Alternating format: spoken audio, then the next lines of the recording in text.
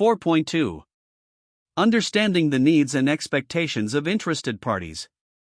Due to their effect or potential effect on the organization's ability to consistently provide products and services that meet customer and applicable statutory and regulatory requirements, the organization shall determine a. The interested parties that are relevant to the quality management system. b. The requirements of these interested parties that are relevant to the quality management system. The organization shall monitor and review information about these interested parties and their relevant requirements. 4.2. Understanding the needs and expectations of interested parties. ISO 9001:2015 requires that organizations determine requirements relating to its customers. This would seem like a pretty obvious activity. Determine who your customers are, find out what they need, and then provide a product or service to satisfy that need. But what might be a little less obvious is the importance of developing a process for identifying and determining the requirements relating to what ISO 9001:2015 refers to as interested parties.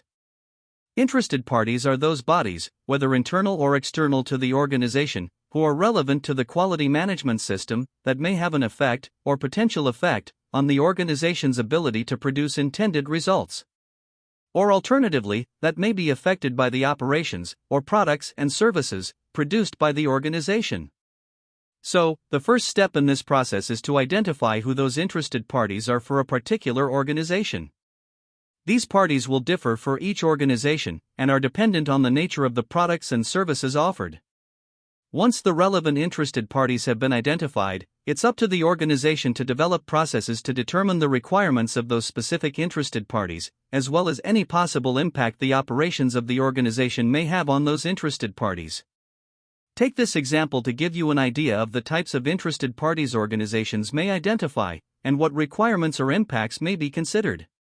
If an organization decides to ramp up production to meet a client need, while the internal processes may be up to the task, are vendors and suppliers capable of meeting the new demand? Are shipping companies capable of meeting the advanced delivery and volume schedules? Are employees able to meet the additional man-hours while meeting regulatory or union requirements?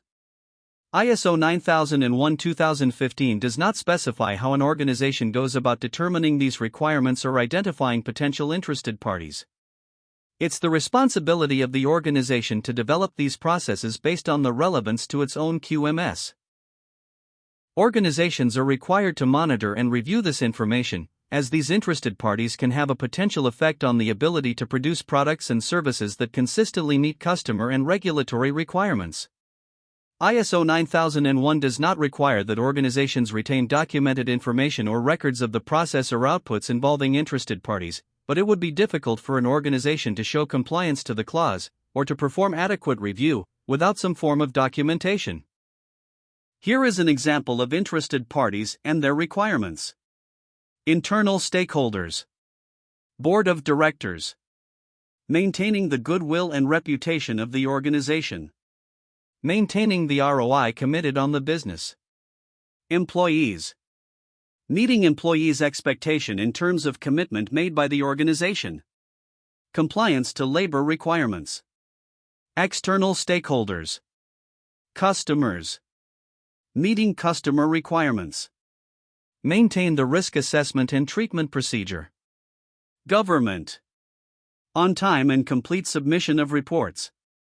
Fulfilling legal and regulatory requirements.